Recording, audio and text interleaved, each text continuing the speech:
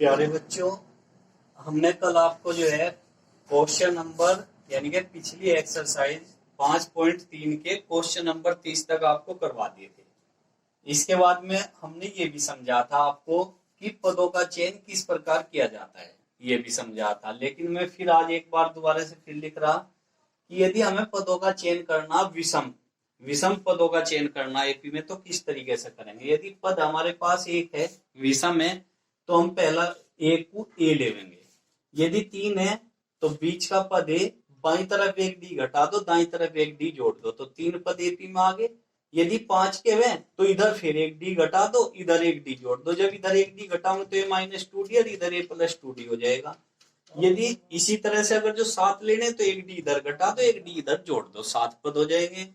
इसके बाद में यदि पदों की संख्या सम लेनी हमें एपी में, तो किस तरह से उनका चयन करेंगे। यदि 2 है तो 2 पद a -d a+d ऐसे मान लेंगे। जब भी सम पद का चयन करना हो तो बीच के 2 पद लेंगे हम, a -d a+d।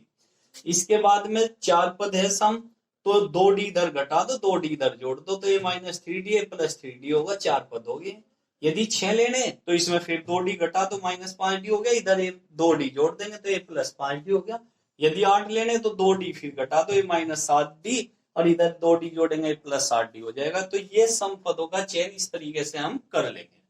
अब बात आती है एक्सरसाइज 5.4 के क्वेश्चन नंबर पहले की, इसे हम किस तरह से करेंगे। जैसा 3 संख्याएं एपी में यानी कि समांतर श्रेणी में दी हमें, जिनका योग 27 तथा गुणनफल 648 है, तो संख्याएं बताओ।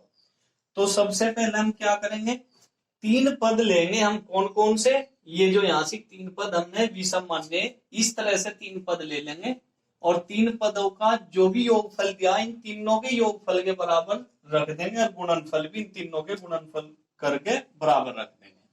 तो यहां से लिखेंगे हम प्रश्नानुसार। सबसे पहले मान लो जो 3 पद है, माना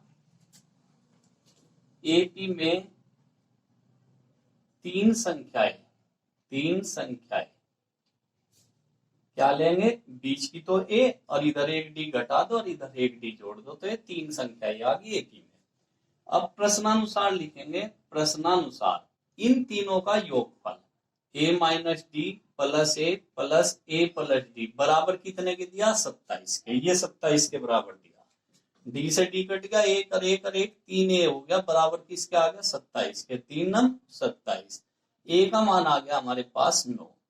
अब दूसरी शर्त क्या दी उसने, यानी कि दूसरी शर्त अनुसार उसने गुणनफल दिया। इन तीनों का जो गुणनफल है a -d × a + d, ये बराबर दिया उसने 648 के। तो इसे हमने 648 के बराबर रख दिया। 648 के बराबर रखने के बाद में ये क्या है, एक बार घट रहा एक बार छूट रहा, वर्गांतर का सूत्र है। तो पहले पद का वर्ग माइनस दूसरे पद का वर्ग d² × a बराबर 648।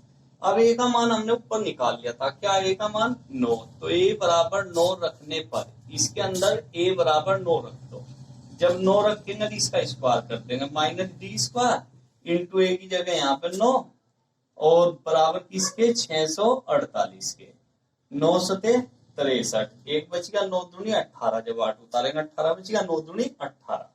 9 का स्क्वायर 81 -d² बराबर 72, d² उधर लेके प्लस का हो गया, 81 की तरफ 72 लाए माइनस का।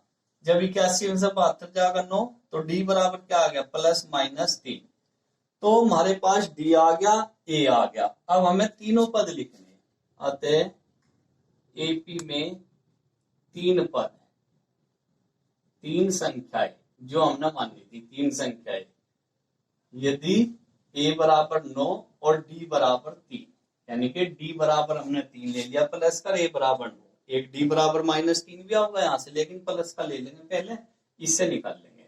तो 3 पद निकालने के लिए पहला क्या है, पहली संख्या, प्रथम संख्या है a -d, मान रख दो, a का मान 9 -d का मान 3, 6 आ गया।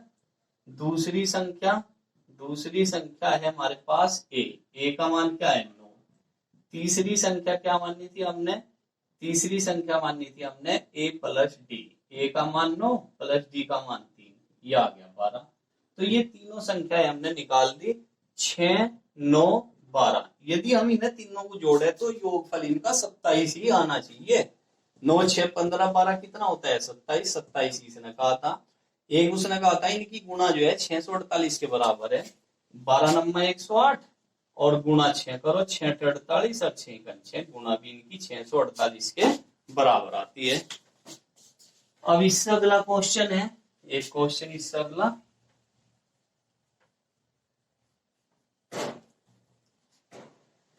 इससे अगले क्वेश्चन में 3 संख्या एपी में है।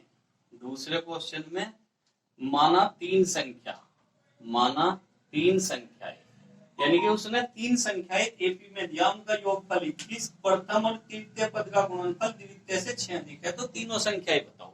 जब हमें 3 संख्या बतानी तो सबसे पहले तो हम तीनों संख्याएं मान लेंगे। माना 3 संख्याएं, एक तो लेंगे a माइनस डी, एक a और एक ले लेंगे a प्लस डी। अब पहली शर्त उसने क्या दिया, पहली शर्त दिया इन तीनों का जो योगफल है, इन तीनों का योगफल बराबर उसने किसके बराबर दिया, ये दिया 21 के बराबर। तो डी से डी कट गया, माइनस प्लस के 3a आ गया, 3a बराबर है 21, 3 सते 21, a बराबर किसके आ गया 7 के, ये का मान निकाल दिया। अब उसने सेकंड शर्त क्या दिया, उसने दिया पहली और तीसरी पद का गुणनफल है, पहले और तीसरे पद, यही तो है पहला गुणा तीसरा पद का जो गुणनफल है वो दूसरे से 6 अधिक है, दूसरे पद से 6 अधिक दिया उसने, तो दूसरे पद से 6 अधिक लिख दिया। पहला क्या है a माइनस डी, तीसरा क्या है a प्लस डी, दूसरा क्या है a और प्लस 6। ये एक बार जुड़ा एक बार घट रहा, वर्गांतर सूत्र क्या हो गया, a square minus D square बराबर a प्लस 6। a का मान रख दिया 7 का स्क्वायर माइनस डी स्क्वायर बराबर 7 प्लस का 6, 7 का स्क्वायर 49 माइनस डी स्क्वायर बराबर 13। डी स्क्वायर को जब हम उधर लेके प्लस कर 13 को ले आओगे हम 49 की साइड में, माइनस का 13, 49 में 13 जाके 36, डी बराबर क्या आ गया प्लस माइनस 6। तो अब यदि a बराबर 6 7 सॉरी और d बराबर 6, तो संख्याएं हमने ली थी, पहली संख्या तो है हमारे पास क्या a minus D, a minus D में मान रख दो, a का मान 7 d का मान 6 बराबर क्या आ गया a। दूसरी संख्या क्या ली थी हमने a का मान 7 है। तीसरी संख्या ली थी हमने a प्लस डी, a का मान 7 प्लस d का मान 6, कितना आ गया 13। ये हमारे पास तीनों संख्याएं आ गई। उसने कहा था तीनों का जो योगफल है वो 21 है, तो 1 7 8 और 13 क्या होता है 21, और पहले और तीसरे की गुणा यानी कि 1 की और 13 की यदि हम गुणा करें तो कितना आ गया 13। ये 13 जो है दूसरे से 6 अधिक है, तो 7 से 6 अधिक के बराबर है, क्योंकि 7 में 6 जोड़े 13 है। तो दोनों शर्तों को ये आंसर जो है हमारा बिल्कुल संतुष्ट कर रहा, इसलिए जो है इसके आंसर ठीक है। आज के लिए इतना ही। आज इससे अगला जो क्वेश्चन नंबर 3 और 4 दो क्वेश्चन बच रहे, ये हम आपको कल के पीरियड में करवाओगे। आज के लिए इतना ही बस।